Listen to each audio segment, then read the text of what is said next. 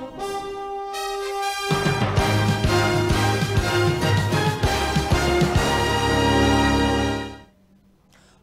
আপনারা দেখছেন tribe TV Bangla. নীতি নির্ণয় আর দুর্নীতির আর একটি পর্ব নিয়ে আপনাদের সঙ্গে আমি শান্তনু। 2026 বিধানসভা নির্বাচন, প্রতিটা পর্বেই আমরা বলে থাকি যত এগোবে রাজনৈতিক চিত্রনাট্য বলা যায় বদলাবে কিন্তু আমাদের এই রাজ্যে অর্থাৎ বঙ্গে। কিন্তু 34 বছর যারা ক্ষমতায় ছিল 2011 তৃণমূল কংগ্রেস ক্ষমতায় আসার আগে বামফ্রন্ট, তাদের কি রোল হবে 2026-এ? বামফ্রন্ট বলতে সিপিআইএম প্রধান দল, তাদের কি রোল হবে? এটা কিন্তু সবার মনে প্রশ্ন। দেখুন না, তৃণমূল কংগ্রেস বিজেপির বিভিন্ন নেতা নেত্রী মুখপাত্র এই স্টুডিওতে এই অনুষ্ঠানে এসছেন, আপনাদের সামনে তাদের মতামত বিশ্লেষণ আমরা তুলে ধরেছি। কিন্তু প্রশ্ন হচ্ছে, কংগ্রেসের নেতা নেত্রীরাও এসছেন, বামফ্রন্টে সিপিআইএমের নেতা নেত্রীদের কী রোল, তারা কি করবেন, তাদের অবস্থান কি, এটাও কিন্তু জানা দরকার। এবং তার সঙ্গে বিধানসভায় বিনজির সংঘাত চলছে, আপনারা জানেন। শাসক একদিকে মুখ্যমন্ত্রী, অন্যদিকে রাজ্যের প্রধান বিরোধী দল। তার সঙ্গে মুখ্যমন্ত্রী খুব একটা ইন্টারেস্টিং স্টেটমেন্ট করেছেন, মহাশূন্য করে দেবেন বিজেপিকে, এবং তাদের জায়গায় তিনি ইন্ডিকেট করছেন অন্য দল থাকবেন। তাহলে কার সঙ্গে কার জোট হলে এটা সম্ভব, রাজনৈতিকভাবে খুব তাৎপর্যপূর্ণ কিন্তু আপনাদের সামনে বলা। আমাদের পর্ব আজ এইসব নিয়ে থাকছে, মূলত বামফ্রন্ট সিপিআইএমের কী রোল আপনার সঙ্গে পরিচয় করিয়ে দেবো। আজকের পর্বে যিনি অতিথি, আপনারা খুব পরিচিত বাদিকে বসে আছেন সিপিআইএম নেত্রী মধুজা সেন রায়। মধুজাদি, আপনি ট্রাইব টিভি স্টুডিওতে এই অনুষ্ঠানে আপনাকে স্বাগত। আমি প্রথমেই দর্শকরা আপনাদের থেকে আমাদের বিভিন্ন পর্বে তারা লিখেছেন, প্রথমেই জিজ্ঞেস করব মধুজাদি, সিপিআইএমের কি রোল হবে 2026-এ? সিপিআইএম মানুষের সমস্যাগুলো সমাধানের জন্যে লড়বে, এবং এই সমাধানের জন্য লড়তে গিয়ে সিপিআইএম সবসময় এটা চাইবে যে বিজেপি এবং তৃণমূল কংগ্রেসের বিরুদ্ধে যে সমস্ত দলগুলো আছে, সমস্ত দলকে একসঙ্গে করে এনে এক ছাতার তলায় এনে আমরা লড়তে চাই। সব দল বলতে আপনি কাকে মেনেন? এই রাজ্যে যারা বিজেপি এবং তৃণমূল কংগ্রেসের বিরুদ্ধে দাঁড়িয়ে, একই সঙ্গে বিজেপি এবং তৃণমূল কংগ্রেসের বিরুদ্ধে দাঁড়িয়ে স্ট্যান্ড নিতে পারবে, তাদের সবাইকে আমাদের সঙ্গে স্বাগত। তার মানে এই রাজ্যে তো বলতে গেলে, সে দেখতে গেলে একমাত্র কংগ্রেসের আপনি, এটাই কিন্তু আপনি ইনডাইরেক্টলি মিন করছেন, তাই তো? আমি শুধু কংগ্রেস কেন বলবো, এরকম অনেক দল আছে যে দল বামফ্রন্টে নেই, হ্যাঁ, অথচ বিভিন্ন সময় তৃণমূল কংগ্রেসের বিরুদ্ধে কথা বলে, বিজেপির বিরুদ্ধে কথা বলে। আমরা সবাইকে স্বাগত জানাই। বেশ মধুজাদি, এবারে এই যে বিধানসভায় যে বেনজির সংঘাত চলছে, দর্শকরা দেখেছেন, এই নিয়ে প্রথমে আপনার রিয়াকশন, যদিও এখানে আপনাদের দলের কোনো রোল নেই। এটা কি সত্যি বেনজির? তোমাদের মিডিয়ার এত স্মৃতিশক্তি কম কেন বলো তো? এই যে মারধর হলো বিধানসভায়, তো আমরা আগে দেখিনি? চুলের মুঠি ধরে বিধায়কদের বের করে দেওয়া, কেন তুমি সেটা টানতে পারলে না বলো তো? চিটফান্ড কাণ্ড নিয়ে প্রতিবাদ করায় গৌরাঙ্গ চ্যাটার্জি, দেবলীনা হেমব্রমকে বের করে দেওয়া হয়েছিল, চুলের মুঠি ধরে টানতে টানতে মেরে বের করে দেওয়া হয়েছিল, পিজি হসপিটাল অ্যাডমিট করেনি। রয়েছে তো এই ঘটনা। কিন্তু এই ভাষা, যে ভাষা বিধানসভায় এখন সব মানুষজন শুনছেন, প্রধান বিরোধী দল, শাসক দল, সেটা তো দেখুন, ভাষাটা তো আসলে নিজেদের পড়াশুনো, সংস্কৃতি, রুচি সবটা মিলিয়ে নির্ভর করে, বেড়ে ওঠা সবটার উপর নির্ভর করে। আমি বিশ্বাস করি না যে ভাষায় দাঁড়িয়ে কথা বলছে, এই ভাষা আসলে তো একটা রাজনৈতিক সংস্কৃতির অঙ্গ। এই রাজনৈতিক সংস্কৃতিটা আমাদের পশ্চিমবঙ্গে ছিল না। আমাদের সংঘাত বহু ছিল, কংগ্রেসের সঙ্গে বহু সংঘাত ছিল, তৃণমূল কংগ্রেস যখন বিরোধী দল হিসেবে উঠে আসছে সংঘাত ছিল, কিন্তু এই ভাষার চাষ আমাদের ছিল না, যে চাষ আমরা এখন দেখছি। ফলে এই যে রাজনৈতিক সংস্কৃতিতে বদল আসছে, এটা খুব গুরুত্বপূর্ণ বিষয় এখানে। বেশ মধুজাদি, বিধানসভাতে যে ইস্যু নিয়ে আমরা বললাম, এসএসসি লিস্ট নিয়েও কিন্তু আপনার স্ট্যান্ড নেব, এবং এসএসসিতে দাগি শিক্ষকদের যে লিস্ট, তাতে শাসক বলেই শাসক ঘনিষ্ঠ, এটা খুব স্বাভাবিক প্রোটোকল, বলুন। না, বিষয়টা হচ্ছে যে এই যে এসএসসির যা তালিকা বেরিয়েছে, এ তো দুর্নীতিগ্রস্তদের তালিকায় আমরা প্রত্যেকে জানি। এবং সব থেকে বড় কথা হলো যে একাধিকবার সুযোগ পাওয়া গেছিল চাল আর কাঁকড় আলাদা করার, যেটা কমিশন আগে করেনি। করলে পরে এত সংখ্যক যারা আসলে যোগ্যতার জোরে চাকরি পেয়েছেন, মেধার ভিত্তিতে যারা চাকরি পেয়েছেন, তাদেরকে এইভাবে ভুগতে হতো না আজকে। কিন্তু একই সাথে এই কথা বলার, এই চাকরি দুর্নীতি পশ্চিমবঙ্গে তো বটেই, ভারতবর্ষেও বোধহয় শিক্ষাক্ষেত্রে ব্যাপমের সঙ্গে একমাত্র এর তুলনা হতে পারে, অন্য কিছুর সঙ্গে আর এর তুলনা হতে পারে না। এই যে চাকরি দুর্নীতি আমরা দেখতে পাচ্ছি, এই চাকরি দুর্নীতিতে এই যে তুমি বললে না তৃণমূল কংগ্রেসের নাম, এই তো আমাদের জানা বোঝার মধ্যে ছিল। অঙ্কিতা অধিকারীর নাম, বৃষ্টি মুখার্জির নাম একাধিকবার আমরা তো জানি। এই গ্রুপ সি এর লিস্ট প্রকাশ করলেই দেখা যাবে যে কিভাবে বৃষ্টি মুখার্জির নাম সেখানে আছে কি নেই। মুখ্যমন্ত্রীর আত্মীয়, একাধিক ক্ষেত্রে দেখা যাচ্ছে শাসক ঘনিষ্ঠরা, শাসকের বাড়ির লোকজন। দেখুন, দুটো হতে পারে। এক হচ্ছে যে শাসক দলের সঙ্গে থাকলে তার কোনো যোগ্যতা নেই, এরকমটা তো দেখে দেওয়া যায় না। বা আমি এটা নিশ্চিতভাবে দাবিও করব না যে যারা যারা স্বচ্ছভাবে চাকরি পেয়েছে তাদের মধ্যে কেউ তৃণমূল কংগ্রেসের সমর্থক নয়, এটা একদমই আমি বলবো না। কিন্তু এটা তো ঘটনা যে এই পরীক্ষাটায় বিপুল পরিমাণ আর্থিক দুর্নীতি হয়েছে, বিপুল পরিমাণ দুর্নীতি হয়েছে। এবং এই দুর্নীতি যা হয়েছে, তখন যখন আমরা দেখি যে দুর্নীতিগ্রস্তদের তালিকায় তৃণমূল কংগ্রেসের বাড়ির লোকেদের নাম, আমাদের দুয়ে দুয়ে চার করতে কোথাও অসুবিধে হয় না, কোথাও দাঁড়িয়ে অসুবিধা হয় না। আসলে এই তৃণমূল কংগ্রেস দলটা দুর্নীতির একেবারে সর্বোচ্চ পর্যায়ে বোধহয় পৌঁছে গিয়েছে। পশ্চিমবঙ্গে আমরা কোনোদিন এই ধরনের দুর্নীতির মুখোমুখি আমাদেরকে স্বাধীনতার পর থেকে কোনোদিন হতে হয়। খুব ইন্টারেস্টিং স্টেটমেন্ট করলেন। স্বাধীনতার পর থেকে এইরকম দুর্নীতি কোনোদিন পশ্চিমবঙ্গবাসী দেখেনি এর আগে কোনোদিন। আপনি দেখান না, একটা উদাহরণ দেখান যেখানে এই রকম ভাবে সরকার থেকে দুর্নীতিকে লালন পালন করা হয়েছে। মুখ্যমন্ত্রী এখনো নির্লজ্জের মতন বলে চলেছেন যে যাদের চাকরি গেল অযোগ্য বলে, যারা তাদের প্রতি দায়বদ্ধতা প্রকাশ করে চলেছেন। সুপ্রিম কোর্টে প্রশ্ন করেছেন, দিস ইজ শকিং। নয়, আসলে কথা হচ্ছে যার থেকে ভাই তুমি টাকা নেবে তার প্রতি তোমার দায়বদ্ধতা থাকবে, এটা খুব স্বাভাবিক ব্যাপার। তুমি টাকা নিয়েছে তৃণমূল কংগ্রেস, এটা প্রতি পদে ওরা প্রমাণ করে দিচ্ছে, টাকা নিয়েছে তাই দায়বদ্ধতা আছে। আমরা বলছি যোগ্য যারা দুর্নীতির সঙ্গে যুক্ত নয়, তাদের প্রত্যেকের স্বার্থ সুরক্ষিত করতে হবে, প্রত্যেকের স্বার্থ সুরক্ষিত করতে হবে। তাদের সেটা কিভাবে সম্ভব আপনি বলুন তো? সেটা কিভাবে সম্ভব সেটা এসএসসি ঠিক করবে, রাজ্য সরকার ঠিক করবে। দুর্নীতি করার বেলায় মনে ছিল না এতগুলো যোগ্য ছেলে মেয়েকে তারা হচ্ছে যে পথে বসালো, 22 লক্ষ লোক রাস্তায় বসেছে দিনের পর দিন। এই 26,000-এর মধ্যে 19,000-এর বেশি লোক হচ্ছে যোগ্য, এই আমরা এতদিনে জানি। সুপ্রিম কোর্টে যা লিস্ট পাবলিশ হয়েছে এতদিনে প্রায় 6,000-এর বেশি, আমরা জানি 19,000-এর বেশি লোক সেখানে যোগ্য আছেন। তো তাদেরকে দেখা সরকারের কাজ, তো দুর্নীতিগ্রস্তদের দেখা কাজ না। তো ওটা সরকারকে ঠিক করতে হবে, এসএসসিকে ঠিক করতে হবে। ওই জন্য ওরা আছে, ওই জন্য ওরা মাইনে পায়। ওটা আমরা ঠিক করতে যাব কেন? ওরা মাইনে পায় ওই জন্য, এটা ঠিক করার জন্য। বেশ বেশ, ফলে ওটা ওদেরকেই ঠিক করতে হবে কিভাবে এই যোগ্যদের স্বার্থ সুরক্ষিত হবে।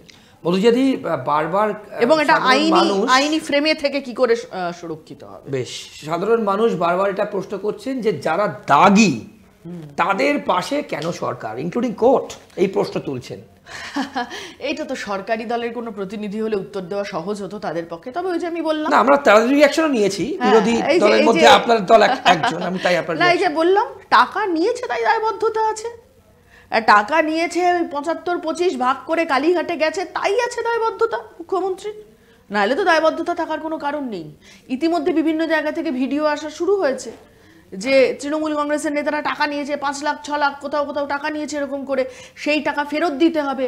সেই টাকা ফেরতের দাবিতে মানুষ হচ্ছে যে, গতকালই হুগলির জঙ্গিপাড়ার একটা ঘটনা দেখছিলাম, একদম মানে ঘাড় ধরে লিখিয়ে নিচ্ছে এতদিনের মধ্যে আমি টাকা ফেরত দেবো, বলছে জমি বাড়ি বেচে হলেও তোমায় টাকা ফেরত দিতে হবে।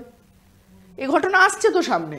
তৃণমূল কংগ্রেসের নিচু তলার কর্মী যারা লিঙ্কম্যান হিসেবে, এজেন্ট হিসেবে কাজ করেছেন এই টাকা তোলার প্রশ্নে, তারা সব থেকে বেশি বিপদের মুখে পড়ছেন। তা বাঁচাতে হবে তাদেরকে। 26-এর ভোটের আগে তারা না বাঁচলে ভোটটা করবে কে, লুঠিবা করবে কে? 32,000 তো এখনো ওয়েট করছে, এখন তো বিচারাধীন আছে। খুব আতঙ্কিত, কি হবে, খুব আতঙ্কিত। শুধু ওনারা যারা রয়েছেন ওই প্যানেলে 32,000 মানুষ যারা রয়েছেন তাদের পরিবার নয়, আমরাও আতঙ্কিত। শুধু তাদের ভবিষ্যতের কথা ভেবে নয়, এ রাজ্যের শিক্ষার ভবিষ্যতের কথা ভেবে। মানে গোটা শিক্ষা ব্যবস্থাটাকে লাটে তুলে দিল একটা সরকার, গোটা শিক্ষা ব্যবস্থাটাকে।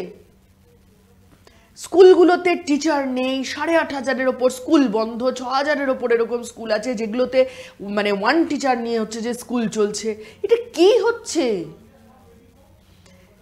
ফার্স্ট ইয়ারের ভর্তি দিনের পর দিন আটকে রাখলো, দিনের পর দিন আটকে রাখলো। প্রাইভেট ইউনিভার্সিটিগুলোর, প্রাইভেট কলেজগুলোর সিট ভর্তি হলো, তারপর হচ্ছে সরকারি বিদ্যালয়, সরকারি কলেজ বিশ্ববিদ্যালয়ের সিট ছাড়া শুরু হলো।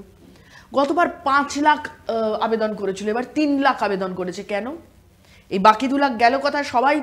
সবার তো প্রাইভেট ইউনিভার্সিটিতে বাইরের রাজ্যে চলে যাওয়ার ক্ষমতা নেই, তাহলে পড়াশুনো ছাড়লো, তাহলে তারা পরিযায়ী শ্রমিক হলো, এ রাজ্যে কাজ নেই, কাজ খুঁজতে বাইরে যাচ্ছে। আমার রাজ্যের সরকার আমার রাজ্যের নাগরিকের না স্বাস্থ্য, না শিক্ষা, না কর্মসংস্থান কোনো কিছুর দায়িত্ব নিচ্ছে না, শুধু নিজেরা টাকা চুরি করে যাচ্ছে, অন্য কোনো কাজ নেই আর এদের। বেশ মধুজাদি, ঠিক এইখানেই আমার পরবর্তী প্রশ্ন থাকবে। এই এত দুর্নীতির যে অভিযোগ উঠছে, মানুষজন দেখছেন, রাস্তায় বেরোচ্ছেন, সব ক্ষেত্রেই, আরজি কর বলুন, এসএসসি বলুন, খাদ্য বলুন, স্বাস্থ্য বলুন, সব ক্ষেত্রে, কিন্তু তারপর সেটা ভোটে কিন্তু যখন ইভিএম এর সামনে যাচ্ছে সেটা আর রিফ্লেক্টেড হচ্ছে না। এটা কেন হচ্ছে? ভোট আসলে অনেকগুলো প্যারামিটারের উপর ডিপেন্ড করে হয়। বেশ, ভোট একটা অংশ ভোট আমাদের রাজ্যে, একটা বড় অংশের ভোট আমাদের রাজ্যে লুট হয়। যেটা লুট আমরা চোখের সামনে দেখতে পাই সেটা তো একরকম, কিন্তু সারা বছর ধরে ভয় দেখানো, সন্ত্রস্ত করে রাখা, এগুলোও রয়েছে। ভোট মানে শুধু ডে অফ ইলেকশন নয়, ডে অফ ইলেকশনের প্রসিডিওর নয় তো, তার সাথে আরও অনেকগুলো রয়েছে। আমরা দেখেছি ব্যালট বাক্স এদিক ওদিক হয়ে যেতে, পঞ্চায়েত নির্বাচনে আমরা দেখেছি পুকুরের জলে ব্যালট বাক্স ভাসছে। আমরা তার সাথে এই কথাও বলতে পারি যে এই যে ভোটার লিস্ট, এই ভোটার লিস্ট কিন্তু একটা খুব মানে সাংঘাতিক জিনিস। আমরা বারবার আমরা সিপিআইএম পার্টির পক্ষ থেকে জমা দিয়েছি নির্বাচন কমিশনের কাছে, ডেড ভোট, শিফটেড ভোট, খুঁজে পাওয়া যাচ্ছে না, এরকম মানে নিখোঁজ মানুষের ভোট রয়েছে। হ্যাঁ, তো বারবার আমরা এগুলো জমা দিয়েছি। ফলে ভোট কোনো নির্দিষ্ট একটা বিষয়ের ওপর নির্ভর করে ভোটের রেজাল্ট হয় না। আমরা এটা বলছি যে এ রাজ্যের মানুষ, একটা বড় অংশের মানুষ তৃণমূল কংগ্রেসের উপরে ক্ষুব্ধ। আমাদেরকে আন্দোলন সংগ্রামের মাধ্যমে তাদের ভরসার জায়গাটায় পৌঁছতে হবে, আমরা সেই চেষ্টাই করছি। না, আপনি কি মনে করছেন যে এই তার প্রতিফলন 2026-এ যত এগোবে, পুজোর পর দেখা যাক ভোটের রেজাল্ট বেরোক, নিশ্চিতভাবে এর ফলাফল দেখা যাবে। বেশ মধুজাদি, এবার আসবো আমি এই এসআইআর, এই ইন্টেন্সিভ রিভিশন আগেও হয়েছে, তারপরেও ভোট হয়েছে, আপনারা তখন ক্ষমতায়। এবার ইন্টেন্সিভ রিভিশন নিয়ে দুটো কোয়েশ্চেন করব। প্রথম, আপনাদের স্ট্যান্ড কি? আমি একটা কথা শুরুতেই বললাম, ইন্টেন্সিভ রিভিশন প্রথম বোধহয় মানে লাস্ট ইন্টেন্সিভ রিভিশন হয়েছিল 2002-তে। আমাদের কোনো অসুবিধা ছিল না, আমাদের কোনো আপত্তি ছিল না, আমরা একবারও বলিনি ইন্টেন্সিভ রিভিশন আমরা করতে দেব না। আমরা জানি ভোটার তালিকা নির্দিষ্ট সময় অন্তর ঝাড়াই বাছাইয়ের প্রয়োজন রয়েছে। বেশ, কেন রয়েছে? কারণ আমাদের না এখনো পর্যন্ত এই জন্ম মৃত্যু নিবন্ধীকরণ হয়, কিন্তু এখনো পর্যন্ত না সেই সিস্টেমটা হয়নি যে একজন লোক মারা গেলে সেই তথ্য সরাসরি নির্বাচন কমিশনের কাছে চলে যাবে, এটা যাদের কাছে নিবন্ধীকরণ হয় তারা পাঠিয়ে দেবে এবং সেই নামগুলো বাদ পড়ে যাবে। এটা এখনো পর্যন্ত সেই অটোমেটেড সিস্টেমটা এখনো পর্যন্ত হয়নি।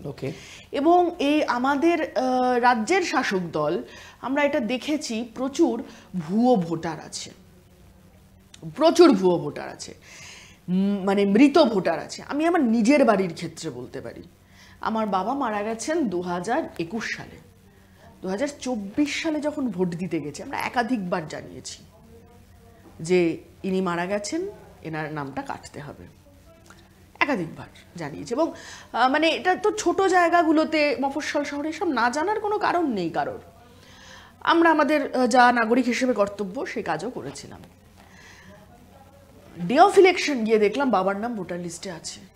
বেশ, আমরা ডেথ সার্টিফিকেট নিয়ে গিয়ে ওখানে বলেছি এই ভোট যেন না পড়ে। কাকে বলেছেন? Presiding officer? প্রিসাইডিং অফিসারকে বলেছি এই ডেথ সার্টিফিকেট আপনার কাছে কপি রেখে গেলাম। সে মানে হুলুস্থুলু কাণ্ড একেবারে। আমি বলছি এই ঘটনাগুলো ঘটবে কেন? এটার জন্যই ইন্টেন্সিভ রিভিশনের প্রয়োজন আছে। বেশ। কিন্তু সমস্যা যেটা সেটা হচ্ছে ইন্টেন্সিভ রিভিশনের নাম করে যদি যারা সঠিক ভোটার তাদের নাম যদি বাদ দেওয়ার চেষ্টা হয় তাহলে সমস্যা আছে। ইন্টেন্সিভ রিভিশনের নাম করে যদি আমরা দেখি যে আমার আপনার মতন সাধারণ মানুষ তারা বাদ পড়ে যাচ্ছেন তাহলে সমস্যা আছে। আসলে আমার আপনার মতন সাধারণ মানুষও বাদ পড়ার সম্ভাবনা কম। ওরা টার্গেট করেছে যে অংশটাকে, সেই অংশটা হচ্ছে গরিব মানুষ, এবং টার্গেট করেছে যে অংশটাকে, সেই অংশটার মানুষের ধর্ম হচ্ছে মুসলমান। এখানেই প্রশ্ন করব, রোহিঙ্গা কারা? এই যে শব্দটা শোনা যাচ্ছে, আমি প্রধান বিরোধী দল বলছেন। আর দুটো কথা বলে নিয়ে প্রশ্ন আমি রোহিঙ্গার প্রশ্নে আসবো।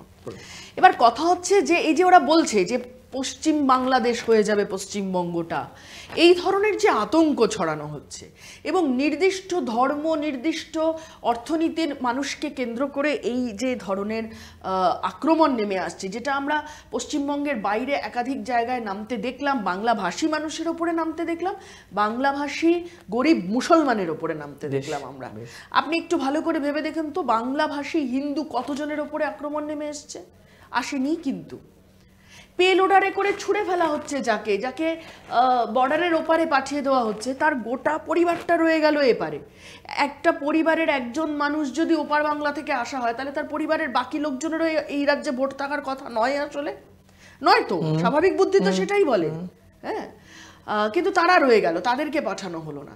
আসলে গোটাটা মিলিয়ে একটা বাঙালি বিরোধী এবং তার সাথে এই যে ওদের এজেন্ডা, আরএসএস এর দীর্ঘদিনের এজেন্ডা, মুসলমান মুক্ত ভারতবর্ষ ওরা নাকি তৈরি করতে চায়, মানে হিন্দু রাষ্ট্র, তাই তো বলতে চাই? হ্যাঁ, অবশ্যই হিন্দু রাষ্ট্র তৈরি করতে চায়। তার অন্যতম এজেন্ডা হচ্ছে যে মুসলমানরা যেহেতু সংখ্যালঘুদের মধ্যে সংখ্যাগরিষ্ঠ, তারা হচ্ছে যে টার্গেটেড, এইটাকে এসআইআর এর মাধ্যমে ওরা ফুলফিল করতে চাইছে, এরকম একটা টার্গেট ওরা নিয়েছে। এইটার বিরুদ্ধে আমরা দাঁড়াবো, এইটার বিরুদ্ধে দাঁড়াবো। আর কথা হচ্ছে রোহিঙ্গা, বিজেপির নেতারা নিশ্চিতভাবে তোমার স্টুডিওতে এসছে আগে, কত রোহিঙ্গা আছে বলে দাবি করে গেছে? আমি তোমায় জিজ্ঞাসা করছি, কতজন রোহিঙ্গা পশ্চিমবঙ্গে আছে বলে দাবি করে গেছে? ও শয় শয়, হাজার হাজার, লাখ লাখ, লাখ লাখ, লাখ লাখ লাখ লাখ। ভারতবর্ষের সরকারের তথ্য 2019, ভারতবর্ষের সরকার যে তথ্য দিয়েছে সেই তথ্য অনুযায়ী 22,000 সামথিং আছে গোটা ভারতবর্ষে। আমি সরকারি তথ্যের কথা বলছি। গোটা 22,000 গোটাটাই তো পশ্চিমবঙ্গে নেই। আমি ধরে নিলাম সংখ্যাটা যদি আরো বাড়ে তাহলে এটা 25,000 হয়েছে, 30,000 হয়েছে, তার বেশি কোনো মতে হয় না, হওয়া সম্ভব না। ইন টোটাল আপনি বলছেন? আমি ইন টোটাল বলছি, ভারতবর্ষের সরকারের তথ্য এটা। বেশ, আমার নিজের মানে বাংলায় গোটা ভারতবর্ষে বেশ 25,000 আপনি বলছেন, তাই তো? অ্যাপ্রক্সিমেটলি 19-এ যদি এটা 22,000 হয়, 22,000 প্লাস হয়, আমি ধরে নিলাম খুব বেশি হলে 25,000 হবে। আমি যদি ওই সংখ্যাটাই ধরি তাহলে ওটা 22,000, তাহলে লাখ লাখ ভারত বাংলায় থাকে কোত্থেকে? এই প্রশ্নের উত্তর কে দেবে? এই প্রশ্নের উত্তর বিজেপিকে জিজ্ঞেস করুন, ও দেশদ্রোহী দেশদ্রোহী বলে চিৎকার করবে। কিন্তু মোদী যারা এসছেন এখানে, আপনি যেহেতু প্রসঙ্গ তুললেন আমি বলি, তারা বলছেন সিপিএম তো তৃণমূলের বি টিম,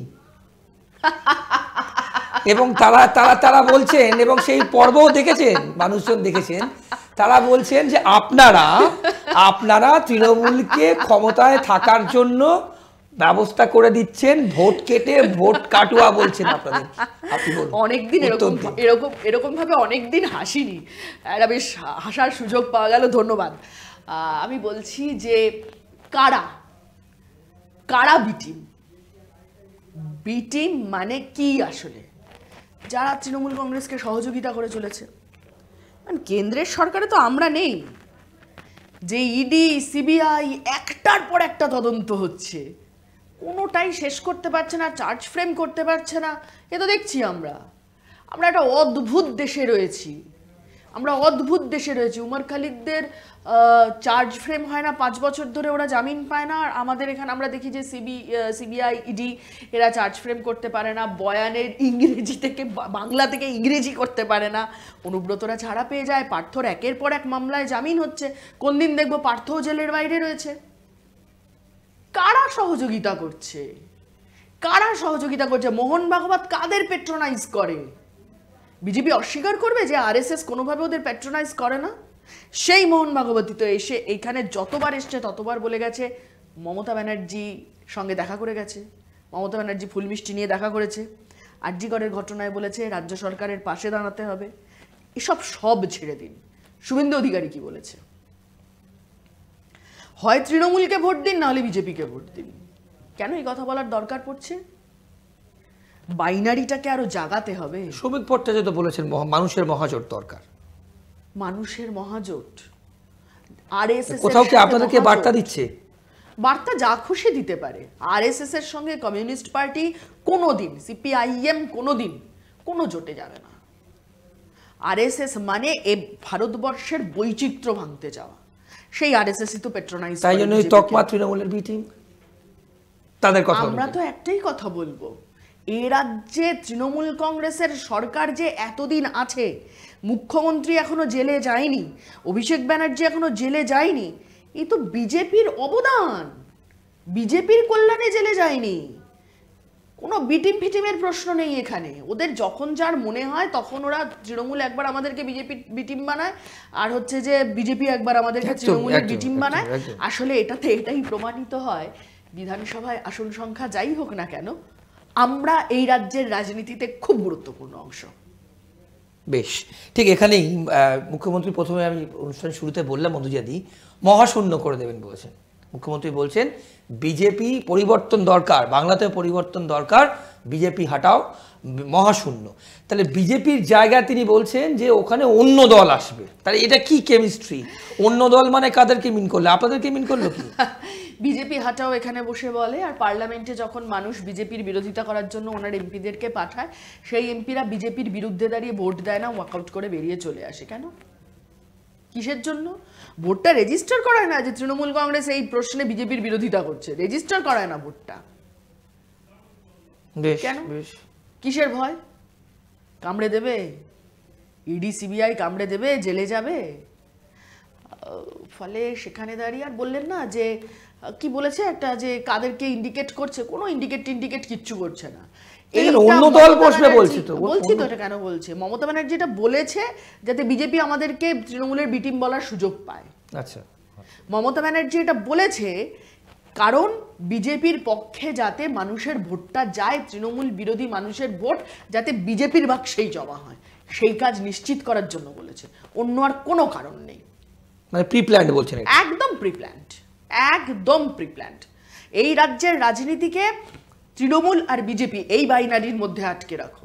এই রাজ্যে অন্য কাউকে আসতে দেব না, ওরা নিজেদের মধ্যে ভাগযোগ করে নেবে। এই তো প্ল্যানিং। বেশ, বলছি আমার শেষের দিকে, তাহলে 26-এ কি কংগ্রেসের সঙ্গে জোট থাকবে? আমি একদম শুরুতেই বলেছি এই কথা, যে আমরা দুহাত বাড়িয়ে আছি। তৃণমূল কংগ্রেস এবং বিজেপির বিরুদ্ধে থাকা সমস্ত শক্তির প্রতি আমাদের আহ্বান ছিল, আহ্বান আছে, আহ্বান থাকবে। চাকা কি ঘুরবে? কোন চাকা? জোট থাকলে 2026-এ সেটা মানুষ ঠিক করবেন। মানুষের মতামত এইভাবে আগের থেকে নির্দিষ্ট করে দেওয়ার ধৃষ্টতা আমরা দেখাবো না। এটা মানুষ ঠিক করবেন পরিস্থিতি বুঝে। আন্দোলন সংগ্রামের মাটিতে আমাদেরকে কতটা পাচ্ছেন সেটা হোয়াটসঅ্যাপ ফেসবুকের ইউনিভার্সিটি বা হোয়াটসঅ্যাপ ইউনিভার্সিটি বা ফেসবুক দেখে নয়, নিশ্চিতভাবে মাটির অভিজ্ঞতা থেকে। এই আবাস যোজনার দুর্নীতি, নামতোলা 100 দিনের কাজ, সেখানে নামতোলা থেকে শুরু করে 100 দিনের কাজ শুরু না হওয়া, সেটা নিয়ে কোর্টে যাওয়া, চাকরি দুর্নীতির প্রশ্নে মাটি কামড়ে দাঁড়িয়ে লড়াই আমাদের।